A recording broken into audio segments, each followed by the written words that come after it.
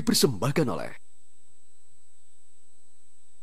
Selamat datang di Mata Najwa, saya Najwa Shihab, tuan rumah Mata Najwa.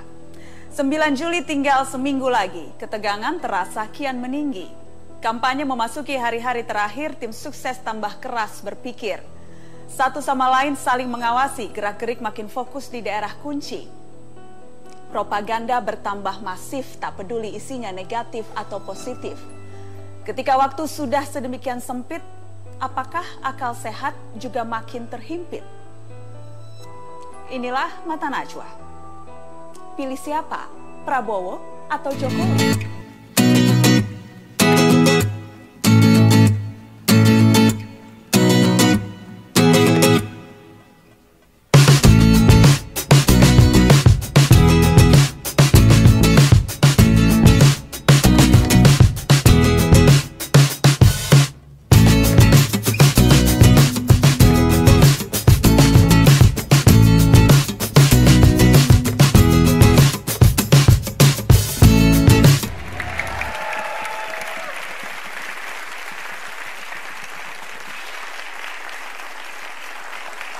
Pemirsa, tinggal 3 hari lagi untuk melancarkan segala jurus kampanye. Mulai 6 Juli kita masuk masa tenang. Inilah kesempatan terakhir untuk menjual kelebihan capres masing-masing. Saya undang 2 tim kampanye dari 2 kubu capres untuk berorasi masing-masing 1 menit. Mengapa capresnya lebih layak pilih? Diawali dengan Ali Mohtar Ngabalin dari kubu Prabowo Subianto. Kita berikan sambutan. Prabowo! Prabowo! Prabowo! Bang Ali, waktu Anda 1 menit, mengapa orang harus memilih jagoan Anda? Najwa, terima kasih. Para narasumber hadirin di studio, dan pemirsa serta seluruh rakyat Indonesia dimanapun Anda berada. Terimalah salam kebangkitan Indonesia. Selamat malam, Assalamualaikum warahmatullahi wabarakatuh. Waalaikumsalam. Hanya satu alasan paling mendasar. Alasan itu tidak ada lain kecuali orang bertanya, kenapa saya berada di Prabowo? Kenapa orang memilih Prabowo dan Hatta Rajasa? Tidak ada lain kecuali adalah alasan dari sebuah ideologi dan kemaslahatan Negara Kesatuan Republik Indonesia. Itu sebabnya Republik ini harus aman dari gangguan dan ancaman di luar negeri, dalam negeri. Kemudian Republik ini tidak boleh dilecehkan oleh kekuatan siapapun, termasuk negara apapun. Even dia adalah Amerika sekalipun, tidak boleh terganggu.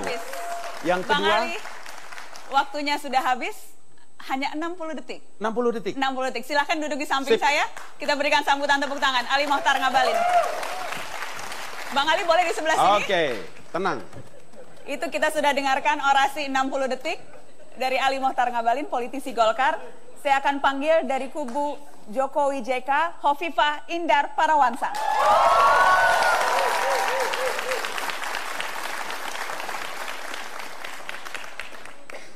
Silakan Bu Hovifah, 1 menit. Ya, Assalamualaikum warahmatullahi wabarakatuh. Seluruh warga bangsa yang saya hormati, bahwa APBN di negeri ini tiap tahun tambahnya selalu di atas 100 triliun. Tapi mari kita lihat bahwa Human Development Index kita, indeks pembangunan manusia kita makin tahun bukan makin membaik, tapi makin menurun. Kenapa? Karena derajat kesehatan, derajat pendidikan dan kesejahteraan rakyatnya ternyata tidak membaik seperti naiknya APBN itu sendiri. Maka Jokowi JK menyiapkan Kartu Indonesia Sehat dan Kartu Indonesia Pintar. Harapannya adalah buruh, nelayan, para tentara, para polisi, para guru, anak-anaknya akan disekolahkan dengan baik, pintar, sehat, dan keluarganya sejahtera.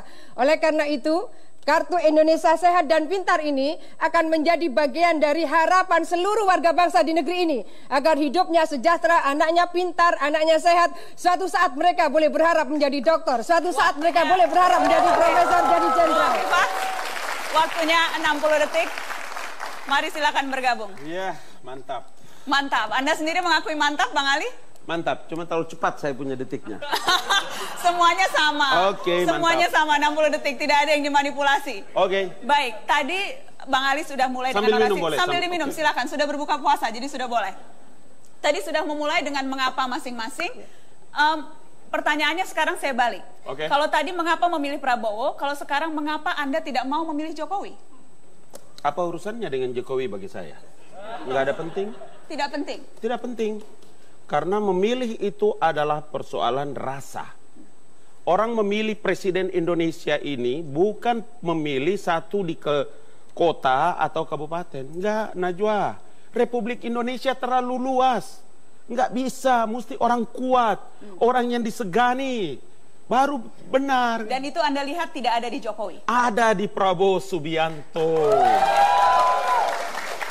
Bu Hovifah, pertanyaannya sama. Kenapa Anda tidak memilih Prabowo? Padahal tadi katanya ada di Prabowo Subianto, ketegasan itu. Nggak bisa, negeri sebesar Indonesia nggak bisa dipimpin dengan gambling. Bahwa pengalaman yang terbukti dan teruji di dalam memimpin pemerintahan, baik di tingkat kota, di tingkat provinsi, itu menjadi bagian yang penting untuk mengantarkan kepemimpinan di tingkat nasional. Bagaimana kemudian kita mau mempertaruhkan bangsa ini kepada seorang yang belum memiliki track record di dalam kepemimpinan pemerintahan birokrasi sipil. Bang Ali, apa track record Prabowo yang bisa kemudian dijelaskan dan tidak menjadi bukti? Tidak saja di Indonesia, Najwa, Bu Hovifah. Tidak ada saja di Indonesia. Seluruh dunia mengakui bahwa organisasi yang memiliki kemampuan manajemen dengan bagus, menyiapkan leadership yang bagus, itu adalah organisasi militer. Dan di Republik ini, latar belakang Jenderal Purnawirawan Prabowo Subianto itu tentara. Siapa yang bilang bahwa mantan Danjen Kopassus itu tidak punya track record?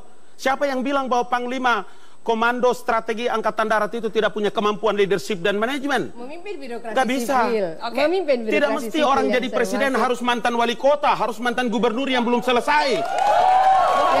Nggak bisa. Ya, saya rasa kita mesti melihat bahwa ada persoalan-persoalan kepemimpinan pemerintahan yang itu tidak bisa dibalik begitu saja dari kepemimpinan sipil, dari kepemimpinan militer, lalu kemudian dia harus menjadi pemimpin yang punya komunikasi dengan yudikatif, punya komunikasi dengan eksekutif tingkat lokal, tingkat regional, dan punya komunikasi dengan legislatif dengan baik.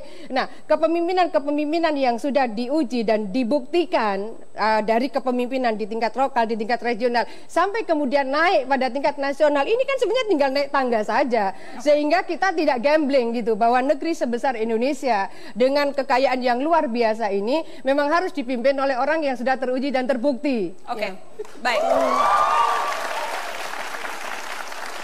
Bang Ali, Bu Hovifah, itu tadi dari versi masing-masing. Saya ingin kita bicara soal yang dirasa cukup mengganggu kalau kita bicara kampanye selama hampir 1 bulan ini, yaitu kampanye hitam. Soal kampanye hitam, kubu mana yang paling banyak diserang oleh kampanye hitam? Apakah kubu Jokowi atau kubu Prabowo? Bu Hovifah? Ya, saya melihat bahwa sebelum Pak Yusuf Kalla diputuskan menjadi wakil presiden bersama Pak Jokowi, itu yang namanya obor rakyat sudah keliling se-Indonesia. Itu isinya fully 100% fitnah. Itulah black campaign. Saya menyebut kalau kita itu confident dengan kandidat yang kita usung, ayo kita promote keunggulan kompetitif dan keunggulan komparatif. Jangan kemudian tebar fitnah. Terlalu mahal negeri ini kalau integrasi bangsa kemudian harus dibelah-belah, disayat-sayat karena keinginan menang dengan menghalalkan segala cara. Jadi jawabannya kubu Jokowi yang lebih banyak, karena saya ingin klarifikasi ke kubu karena Prabowo. Ini terbukti. Karena ini terbukti gitu. Ya. Silakan Bang Ali. Yang pasti kami ini tidak panik. Kami tidak panik mau dibilang Prabowo itu penculik, mau dibilang Prabowo itu nggak punya istri. Saya datang ke Batam, para pendeta-pendeta menyebutkan bahwa kalau Prabowo itu menang, kemudian ada etnis tertentu diusir, nanti rumah-rumah ibadat tertentu dibongkar dan lain. Kami pun tidak panik karena kami yakin bahwa ini adalah pertarungan yang bagus dan Prabowo Subianto serta Hatta Rajasa memesan santai, kalem, God never lie, God never sleep, Tuhan tidak tidur, Tuhan tahu bahwa insya Allah kita akan menang. Jadi kubu Prabowo juga merasa sama banyak ya diserang oleh kampanye hitam. Kalau saya bawa datang buku Black Campaign di atas meja ini, meja Najwa ini tidak muat. Tentang Prabowo mengkapitalisasikan Islam, tentang Prabowo membayar dan menggadaikan semua. Tapi kami tidak pusing dengan itu semua. Kami yakin dengan jalan kami. Ihdinas siratal mustaqim. Bang Ali, kalau begitu mari sekarang kita pilah-pilah. Mana kampanye hitam, mana kampanye negatif. Karena itu kan tentunya dua hal yang berbeda. Saya ingat Anda juga pernah bilang itu.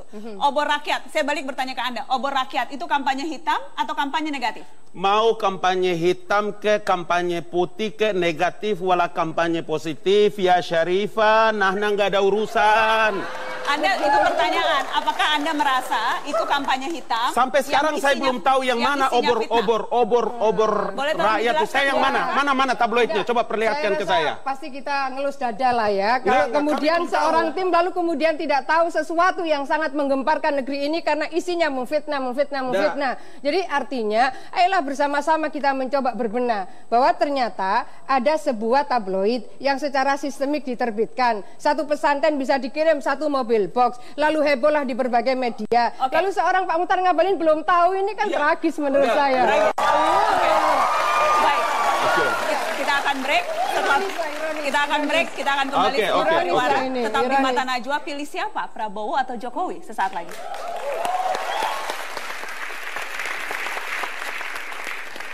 Mana tabloidnya?